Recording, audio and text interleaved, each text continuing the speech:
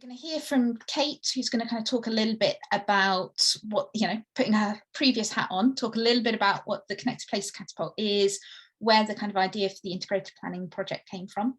We'll then kind of move over to some of the findings from some of the research. And then, after a quick Q&A opportunity there, we'll then move on to hearing from Giles and Taz, talk about one of the prototypes, and then hearing from Zung about the second prototype. So, now that all formalities are over with, I'm going to hand over to you, Kate, to introduce the Connected Places Catapult. If you can kind of pretend it was like 3 weeks ago and you can talk a little bit with that kind of hat on. No problem. Yes, I've already introed myself, so I'll go straight into the challenge. So I should probably actually start with who CPC are. So CPC stands for Connected Places Catapult, and they are an organisation that looks at how technology and innovation can transform cities and places. And there's a particular focus on growing, they call it UK PLC, through supporting kind of SMEs and innovation in the UK market. So why were they looking at this idea of integrated planning? So the reason that CPC are really interested in this challenge is not only for the good of the planet, but also that they see it as kind of the defining challenge of the next 3 decades. And because of this, it will be a driver of innovation across all sectors that they focus on. And it's also a huge challenge because government has set a really ambitious target. Local authorities have declared climate emergencies, but how will it actually be delivered and how will we actually put this into action? And a lot of my team focused on looking at digital planning and how could the planning system be part of this, but obviously the planning system mainly deals with new build development, and it won't be enough to deal with this problem. So how can we think about it differently? So integrated planning is the term that Connected Places Catapult were using, but it really means how can we take a coordinated approach across the 3 highest emitting sectors in the built environment. So that's transport, energy, and the built environment. And obviously the energy supply sector has reduced, but the other sectors have largely remained unchanged. And I think the key reason of exploring this and the need to look at it is that you can't look at one without looking at another, and they really come together in a place. So you can't look at reducing energy consumption of our homes without looking at how they're powered. You can't really look at promoting active travel without looking at how far buildings are away from each other, for example. So they all impact on each other. So we believed that a coordinated approach was required to really deliver net zero action, and that data and digital was likely to be a key enabler of this. So the prototypes were part of a wider project that Connected Places Catapult were doing. And the overall approach was looking at the existing regulatory market and kind of the state of play today. What were the policy drivers? What was already happening?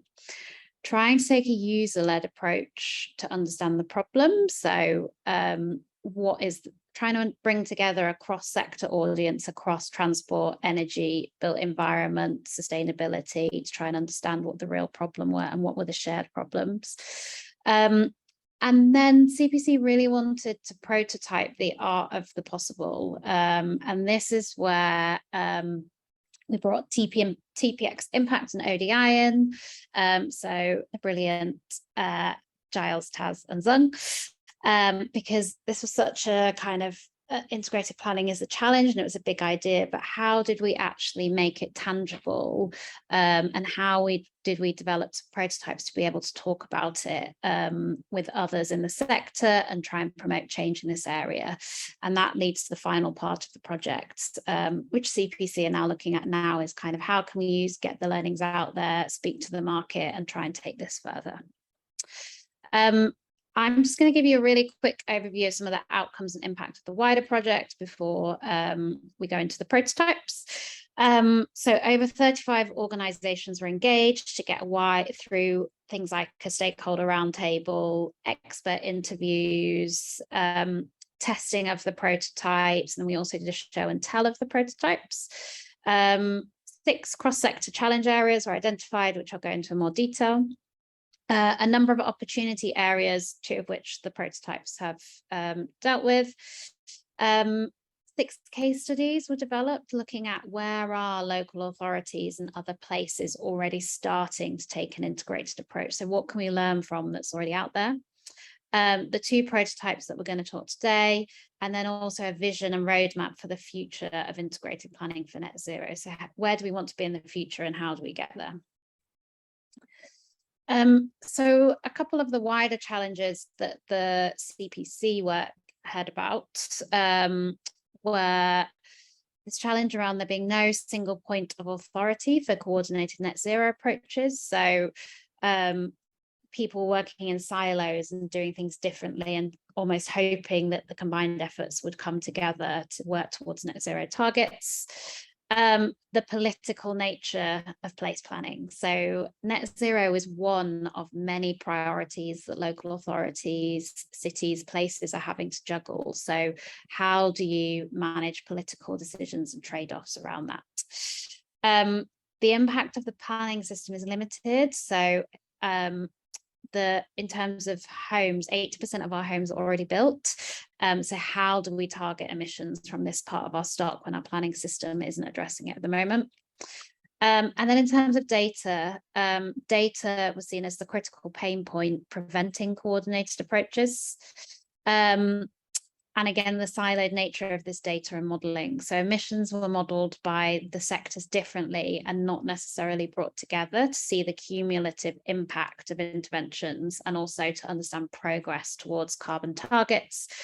And there's also a lack of monitoring. So when net zero initiatives are put into place or the strategies, we're not actually checking if they're going to lead to the reductions in emissions we think. So a lot of places don't know how far they are towards meeting their targets, and that will continue. And then there were 6 really interesting case studies identified, which are outlined in the wider CPC report, which I'll share the link to after this, or the links are at the end of the presentation. And these are really interesting to see the different approaches that places were taking in planning for net zero, and where this idea of an integrated approach was starting to pop up and see. So the really interesting thing was the scale completely ranged as well. So some were taking a really neighbourhood approach, like the West Midlands Combined Authority, and then some were taking more of a county approach, so the Surrey City Council climate change strategy. I'm not going to dwell on the wider research too much today. I just wanted to give you a flavour of CPC and kind of the context for this project.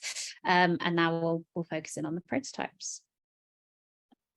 So over to Zung. And I should say, yeah, CPC procured, did this through an open procurement, and brought in TPX and Open Innovations as the team to lead this work. Great. So I think, Kate, if you go to the next slide, I think often when we talk about net zero and climate change, there is kind of a sense that it's so difficult, it's so big, everything is connected. We feel the need to do all these things at once, but it also feels overwhelming and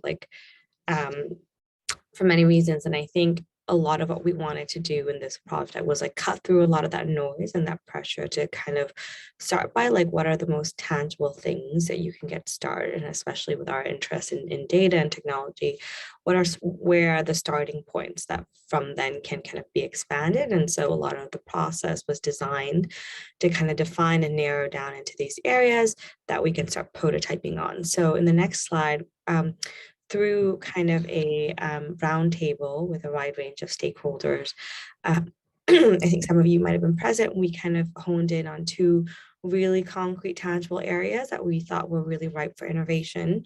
The first being electric vehicle bulk charging, and the second being domestic retrofit. So why these areas? They're really large emissions. So transport produces 27% of the UK's emissions, and 91% from road transport vehicles. There's been a lot of focus on domestic charging and kind of innovation there, but there's really a gap in terms of thinking about the support for large fleets. So taxis, buses, ambulances, and the role that those can play, and how there can be better collaboration between those fleet owners and public sector. And so we thought that that was a really bright, like a bright area, as well as domestic retrofit, particularly what we're calling the able to pay market, which are kind of this increasing market of private homeowners who want to do something for their own home. So 22% of UK emissions come from home energy use. Most of the government innovation so far has been on social housing, where the public sector can control its assets. So we wanted to really focus on what can the public sector do to encourage private homeowners, given that previous national policy experiments, such as the Green Home Grants, have not been very successful. So with these kind of two focus groups in mind, we kind of split into two working pods that will, Taz and Giles led one and I'll led one, and we'll kind of walk you through the work later. And we did a lot. We started by doing data discovery and lots of user research. Kind of go through the next slide. We kind of saw that even though the starting point might have been difficult, that these two areas had a lot of commonality in terms of the challenges, where actually in both areas we saw fleet owners and homeowners really want to take action. There was a lot of willingness and belief in climate change, but there were all these logical and structural barriers where, like, the supply chain is immature, unit cost is inexpensive, there wasn't proven what's a return on investment. And so actually we found that, like, there are many opportunities for services and for local authorities to support in tangible ways to help reduce and unlock these barriers that exist today to make this more streamlined entryway. And if you go to the next slide, there's also we kind of learned that for local authorities, something that's really important as well is ensuring the EV infrastructure and retrofit supply chain can actually deliver on future demand in the future. So how do we reduce the barriers for citizens to take action and increase the planning to ready local infrastructure to make it 10 times easier to plan a project, 10 times easier to calculate the cost, to make it easier to track impact, make it easier to fund and access finding. Something else that we found initially is there's a lot of hesitancy or question marks from local authority in terms of the role that they can play, because they don't own the assets, they don't own the data. This is hugely costly and time and again. We also found in our research, we found that the local authority are already doing this, providing support in a lot of ways, and they have a lot of trust. There's a lot of trust from people looking to local authority for the answer. And so the direction that we headed towards is this idea of local authority as the convener. So rather than feeling like they need to deliver on the end-to-end service or own or do all the retrofit themselves or make all the decisions, it's about how do we bring together all the data, the resources, the assets that actually already exist in order to help people make better decisions, in order to produce a more documented process so that there's more evidence and data in the future. So designing a service that can help people today, but that also collects data and create the evidence base so that the process becomes easier tomorrow, so that more and more people can kind of join the service, so that pricing and so that the price eventually comes down and the process eventually becomes easier. Kind of going to the next slide. Yep, so that's kind of with that research in mind, we focus on testing two specific prototypes. So the first that Giles and Taz will walk through now, which is a EV bulk charging locator to help local authorities work with DNOs and planners and other sectors to identify the best spatial locations to charge big fleets. And the second one that I'll walk you through at the end, which is a community retrofit service. So what might be a service to help homeowners assess retrofit options, connect with peers, supply chains and grants, and in the back end, help local authorities and suppliers identify the future pipeline of demand in neighborhoods and target audiences and places. The first prototype, the EV one, is more data-led. So this is where we found more live and available data today that we can actually make a working prototype already, whereas the second prototype is more speculative. A lot of the data doesn't exist somewhere, but isn't necessarily in the open formats available. And so a lot of the work was imagining what that might look like in order to push stakeholders to start doing the work to open that data. Any questions on this section before we go into the prototypes themselves? So I had just one quick one, which is actually directed at you, Kate. I know you didn't want to dive into it too much, but you kind of showed 6 case studies that you kind of explored and kind of looked at as part of the underlying research. And looking at it quickly, I noticed they were all from, oh, not all, but mostly from urban areas. Was that the fact, is that kind of, you know, a function that there's kind of more interesting things happening in urban areas around this? Is it that, I don't know, what was the kind of reasoning behind that? That's a really good question, actually. So we employed Future of London, I should say, actually, to do some work within their, and they do work outside of London, to do work within their kind of networks and then identify examples of where we're happening. And we also spoke to the Energy Systems Catapult as well to identify. And it was the areas that were exploring it.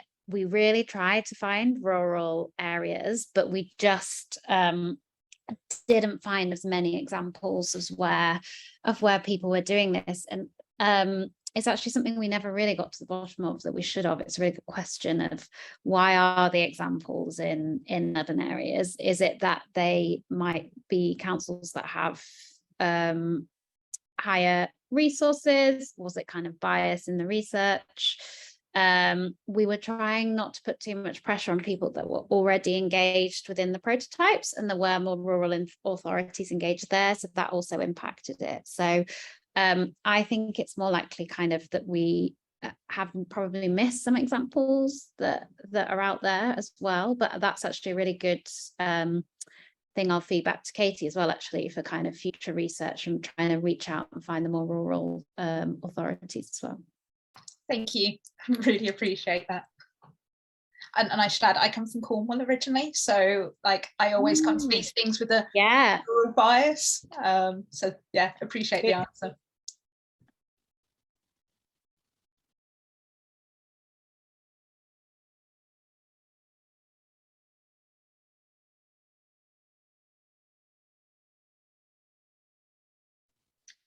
Are there any other questions, or should we look to hand on to Giles and Taz to talk about the EV bulk charging tool?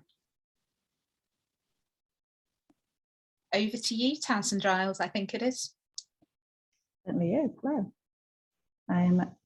Yeah, so I'm going to set the scene a little bit with to follow on from some of what Zung and Kate was talking about, our early research and user interviews with local authorities and some of the private sector as well.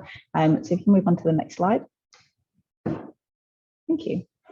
So as Kate and Zung alluded to, we held a stakeholder roundtable in January. EV came out of that as being a high priority. And so out of our user interviews, we uncovered sort of 3 themes that kept being raised as consistent problems that were preventing local authorities from delivering an efficient EV charging plan. So number 1 was a lack of information and expertise to model the cost and practicality of siting bulk charging. This is essentially the local authority, they don't want to be putting EV bulk charging in at random. So they need to balance this between the cost of installation and meeting the current and predicted demand of EV in the region. Also, they need to consider various factors, such as if you're a local authority and you have a fleet, then the location of that fleet and in relation to available charge sites is going to be extremely important, especially when you're dealing with high volumes and you know, adding a couple of pennies to each journey isn't a lot on a route by route basis, but over time that can contribute to millions of pounds. So there's also the cost of installation and connection requests, which came up a number of times, one of which grid capacity is a factor that will contribute to that. So it emerged from multiple interviews that having a way to model that information and to aggregate that, to be able to make their decisions would really help them in getting their EV charge strategy together. And ultimately, that lack of information leads to slow planning processes. So connection requests can sometimes take a few months to be approved. They often find that people are that the lack of collaboration is meaning that process takes longer, and that leads us into the second point. So inconsistent collaboration between. Oh, sorry, no, go back for me, please. So the second point, inconsistent collaboration between people responsible for planning. So they were finding often that planners in local authorities were submitting multiple connection requests for the same development. And so they would be choosing the cheapest connection cost. But ultimately, this is putting pressure on the DNO, who have small teams of people that manage those requests. So from the DNO side, then we found that their priority was to reduce that burden and on their workload, and from a local authority side is to try and streamline that process and make it more efficient. So earlier modeling as well would prevent those inefficient outcomes. And then the third point was an unrefined understanding of how to influence uptake of EV. So modeling the balance between the need to promote EV uptake at the same time as reducing the overall number of vehicles on the road. And it goes back to as well to what Kate was saying and Zung about a lack of monitoring and feedback from the changes that they're making. So how do people know whether they are going to meet their carbon abatement goals? And how do they know, therefore, how many of their fleet they need to transition to EV in order to meet those goals?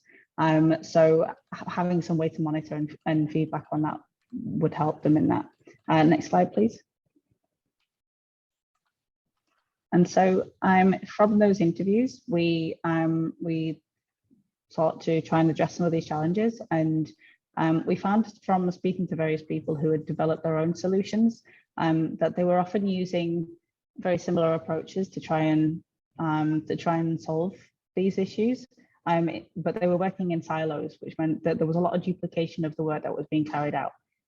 So the two main steps that were involved in some of those solutions was aggregating data, aggregating data to estimate EV demand. So bringing together some of those factors that I mentioned about fleet location, for instance, and journey planning, and grid connection costs, et cetera. So many of those factors pulled together to try and produce a model that would indicate the likelihood of a site being a good candidate for EV charging points. And then the second point is some kind of what if scenario analysis for if we install X number of EV charge point in this location, then what's the potential carbon impact of that going to be? So how close are we to meeting those targets and achieving net zero based on this plan of action? And then the more long-term impact of these more accurate modeling would be facilitating earlier conversations with the DNO. So currently there's very little process between the local authority planning officers and DNOs, which is meaning that there is long delays in getting connection request approved, and it's slowing down conversations that would otherwise be resolved relatively quickly. And then the other long-term impact would be therefore to slow down the amount of processing time and getting a connection request approved, and ultimately making it easier for fleet owners to adopt EV. So that would help them in reducing the number of vehicles on the road long term. Next slide, and I'll hand over to Giles, who's going to talk a little bit more about the prototype. Indeed, I shall. Thank you very much, Taz. So first thing to say is that at the very top there is a link to the actual prototype. So in your own time you can have a bit of a play around with it. So it's there on the web live, and what you'll see at the bottom of that is a short video of me describing what I'm about to describe to you now, but possibly in a slightly more controlled manner. So the prototype basically sort of takes those two steps that Taz talks about and sort of plays them out across a series of web pages. So the first one is identifying an area that you're focusing on, so a broad, local authority area or something along those lines. So that might be a combined authority, a local authority, something along those lines, and then identifying within that area places where there is either high demand for or alternatively existing infrastructure which could support these kind of bulk charging. And I'll talk about these two steps in a bit more detail in a minute. But once you've identified the area that you want to zoom in on, you then move on to the next stage, which is modelling the impact of a scheme that you're considering. And one of the reasons we want to get that modelling in there, as Taz was saying, is that very often it seems that the interaction between planners and people at, for example, the energy companies is misusing existing processes like connection requests to do that kind of work speculatively. So what we're trying to do is to put these tools into the hands of perhaps less trained people who don't have the detailed domain knowledge of sort of energy demand planning, and giving them the ability to do a little bit of what if analysis. So if you go on to the next slide, please, Kate. So on the ranking side of things, obviously we're presenting this as some kind of some sort of map which shows in the darker colors areas that the model that we've created is highlighting as potential targets to focus in on. This aggregation is built up from a series of data layers. They're all sort of stacked up one on top of the other, and you then apply weighting to each of those to say, well, for me, for example, the transport accessibility is an important factor, as is existing energy capacity within that area, and I will talk about that in a second when we move on to the next slide. And it's then the user is sort of able to sort of play around with that model to bring certain factors more to the fore, and perhaps to deprioritize others to sort of toy around with the model. Kate, if you can move on to the next slide. There's a screenshot of how that actually works. So here you'll see each of these lines, so transport accessibility, ULEVs, estimated car park capacity, those are data layers that we've brought in, and each of those has got a number associated with the MSOA, so the middle super output area. And the sliders can be moved around at will. As I say, if you have a look on the tool online, then you can build your own models and see what you come up with. And you can also invert that. So under those circumstances, home charging points, the more there are, the less I want that to be part of the model that I'm creating. That's just the way of inverting that. We've also pre-canned a few examples of models based on discussions that we had with various users. So you'll see at the top we've got, as well as default, so that's sort of everything at 50%, and 0, which is everything at nothing. So clear the model down completely. We've also got a model that we call distribution, which is around the location of distribution centers. So large delivery warehouse type distribution centers, and then finally last mile, which is focusing on local delivery. And the idea is that over time we could build these up, but of course people can create their own versions. And then on the other tab, which of course you can't see because this is a static picture, but if you're looking at it on the web, you'll be able to flip over and then see which of those MSOAs are listed highly. And this all sort of happens automatically as you play around with the model. So having identified the area to focus in on, the next step is to go and have a look at oh, it does show the ranking. There we go. So there's should have checked that, shouldn't I? Yeah. So there's our ranked MSOA. So based on the model that we've looked at, Leeds City Centre would come up as very high. Of course, it doesn't mean that you have to sort of zero in on that. This is just sort of a hint or suggestion. The next step is to go in and specify the scheme that you're looking at. So if you take a look at the next slide, Kate. So here we are doing detailed modelling. So we've now zoomed into that area of Leeds, and now we're trying to identify where it is we're potentially going to be placing the site. Obviously, over time, if we could put in more information about land use, that would really help identifying those potential sites. But here we've got a series of features which represent warehouses, car parking, and distribution centres, as we've been able to establish those within sort of downloads from OpenStreetMap. And we can specify the details of our bulk charging site towards the bottom there. So the model inputs are number of vehicle charge points, and then the breakdown of the different types of chargers that we could potentially put in there. And then once we've done that, the models on the next page, which I'm hoping now is actually going to be presented there. Oh yes, there we go. Which at the moment, warning to all looking at these, are very, very naive models. Are just basically doing multiplications of, a demand or a potential carbon reduction multiplied by the number of input parameters. This then provides, some idea of the potential demand there, the potential carbon abatement within that scope.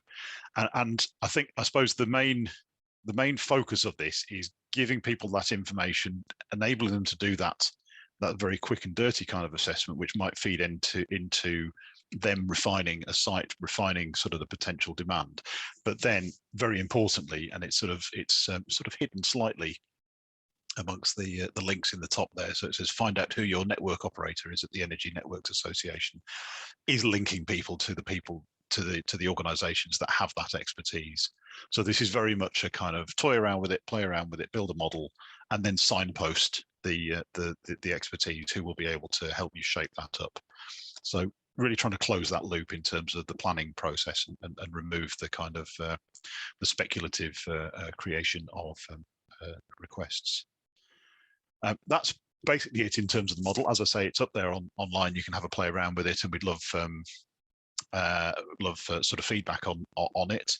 I think we've just got one or two final slides on this. If you just to move on to the next one, Kate.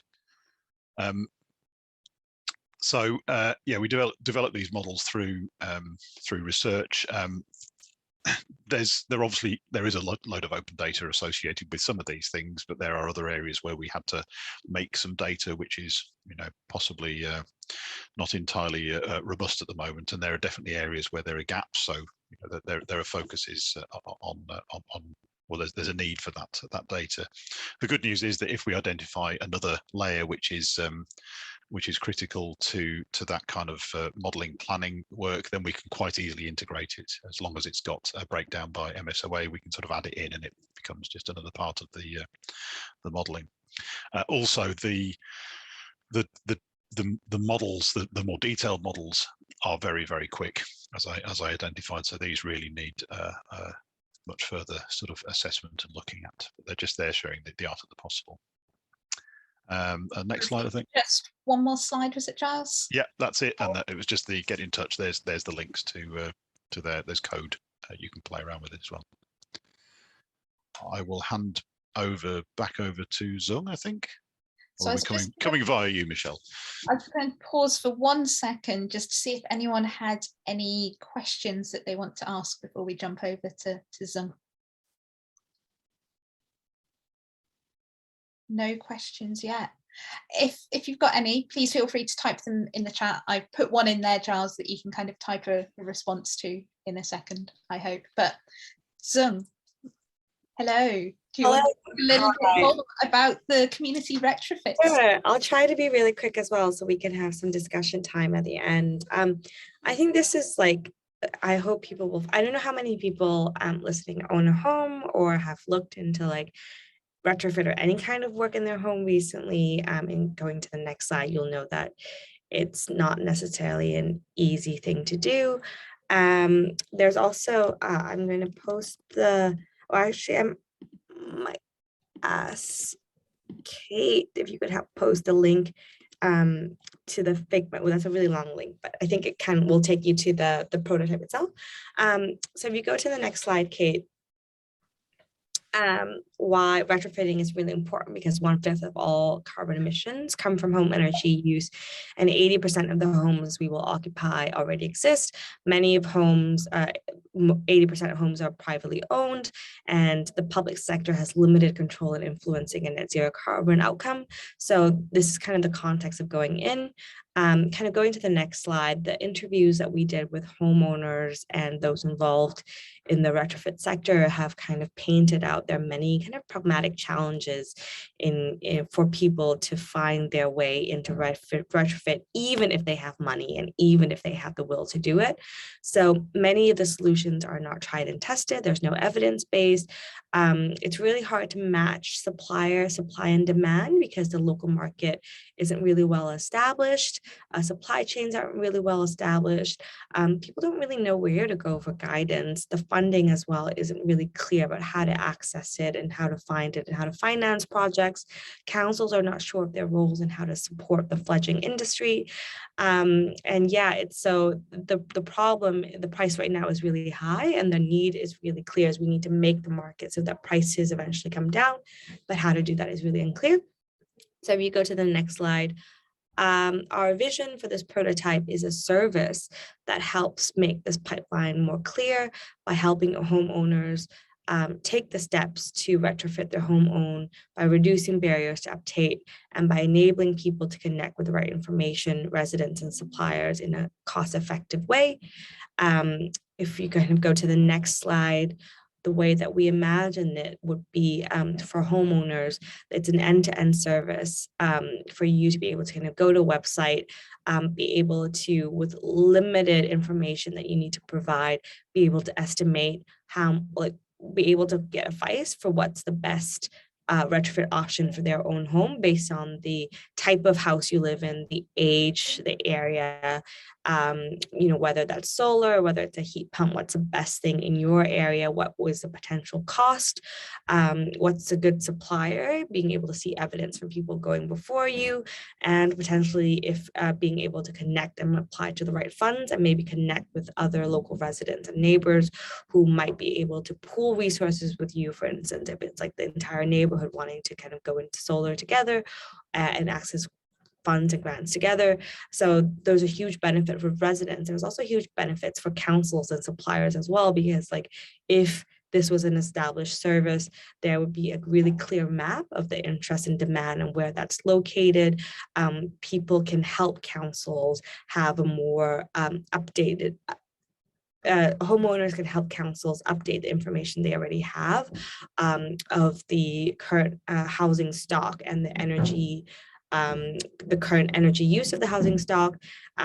You can crowdsource over time. Councils and suppliers can have access and evidence base if you know kind of the before and after of the impact of a retrofit on people's energy use and energy efficiency, so on and so on. So going into the next slide, and you'll see more detail in the Figma. I won't walk it through now, but we kind of built out this prototype that we tested with councils and with homeowners that had different steps of for the residents to start filling it. So we did I'll show that in the next slide, but we did a data discovery as well on what are the types of data needed and what were the data that already existed that could be already used to pre-calculate the carbon rating for homes in an area based on where you live and the type of housing.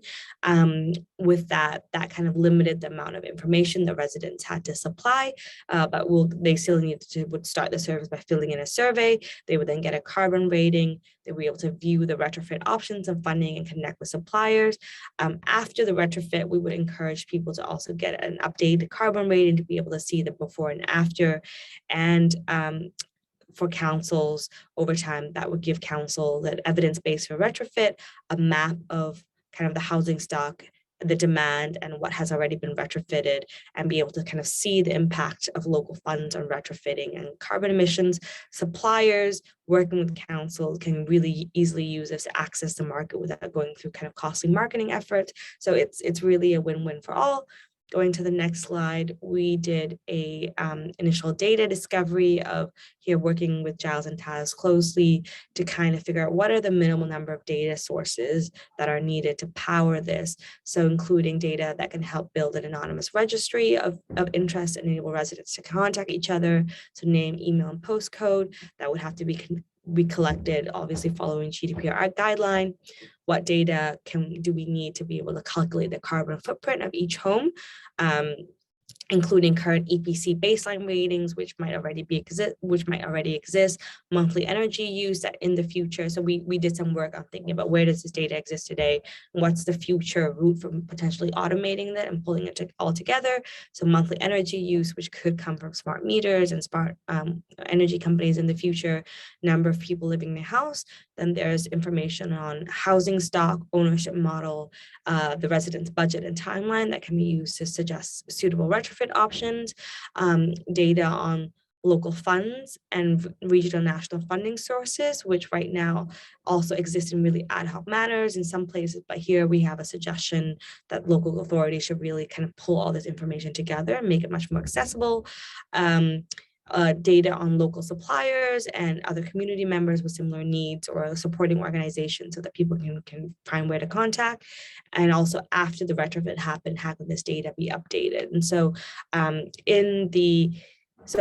that this is a speculative prototype, we obviously tested it to test the feasibility and the interest, but we also made a lot of recommendations on the enablers that are needed in the future to unlock the data and unlock the barriers for this vision to happen. For example, how might we improve the EPC standards to make them more consistent and more reliable in the future? How can EPC data be open and kind of funneled straight into this? How can we have retrofit best practice guidelines, so on and so on. I'm going to start there because there are 5 minutes left. And Kate, I don't know if you want to do any last word, but yeah, I probably won't go through the vision just because of time. But just as a kind of really high level, I think for CPC's point of view, one of the other really useful and interesting parts that came out of the work the team did was looking at what are the steps towards integrated planning. So how can we move from integrating data to the future of integrating services, where your net zero services just become something that councils offer, like your bin services, and ways that become self-sustaining through models like the home ownership model. And I think that's a really interesting way of thinking if we really do want to drive real net zero action. And then just to touch on what CPC are really hoping for next for the work. So I think they've had really good feedback on the prototypes in particular from a number of local authorities, and now looking at, well, how could you look at taking either one of these forward in a real place now, or applying the design principles in another place around another topic. And then finally, just to encourage you guys to go to, I'll get this sent out afterwards, to the CPC web space for this project, because you'll be able to access the links for both prototypes, and you'll also be able to read the 2 reports for the project. And I'll share Katie's email details at CPC to get in touch with the wider work. And then obviously get in touch with myself, Zung, Giles, Taz, for any more detail on the work that we did as well. I'm just conscious of time, so I won't talk anymore. I think you brought us in brilliantly there to the end. And what we do normally, Kate, is send out an email after the session where we kind of link to the video for those who didn't kind of manage to make it for whatever reason. And so, if you're happy to kind of, share your email or something in that, then I'm happy to kind of make sure that we include those kind of links. Did anyone have any final questions in the last kind of 2 minutes at all? And please do put in kind of any links that you have, as I'm seeing flying in.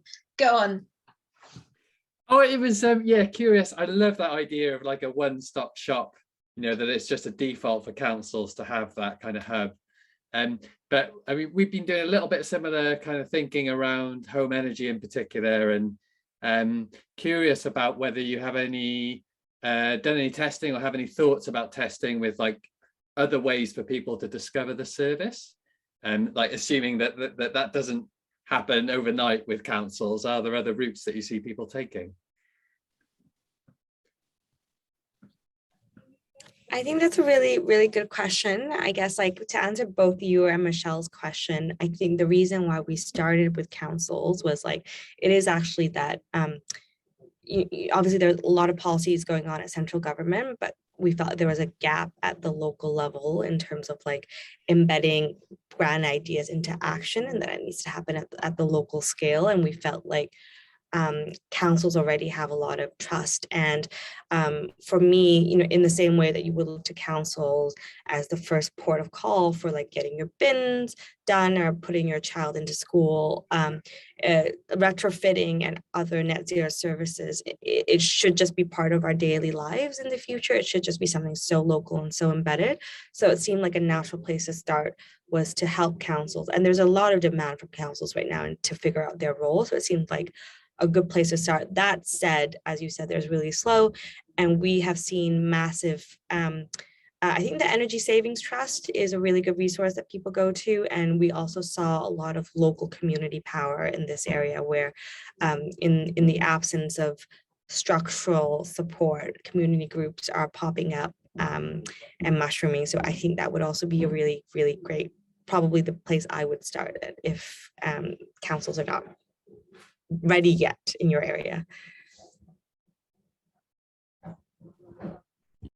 And aware we're on time, so is there just quickly, is there anybody got any other final question that can be answered in 30 seconds or less? I'm guessing not. As I said, what we'll do is we'll share links to recordings and a kind of summary of what was discussed, but I just want to say thank you ever so much to Giles, Kate, Taz and Zung for joining us today, for kind of sharing some of the work that they've been doing on the integrated planning project. It feels like, you know, I think you described all of the work like amazingly well. I feel like super clear as to what's been going on. And although she wasn't able to join us today, massive thank you as well to Katie for, you know, all of the support she's been doing and kind of her work on the CPC project as well. So I'm going to draw us to a close. My final thanks is to everyone else who kind of joined us today and those who are watching this online. We'll be back for the next Powered Up event, which is taking place on the 9th of November, and we'll make sure that we share a link to that in the email that we send out in a day or so. So I hope you have a great rest of the day, and look forward to speaking with all or some of you soon. Take care. Thanks, bye. Thanks everyone, take care.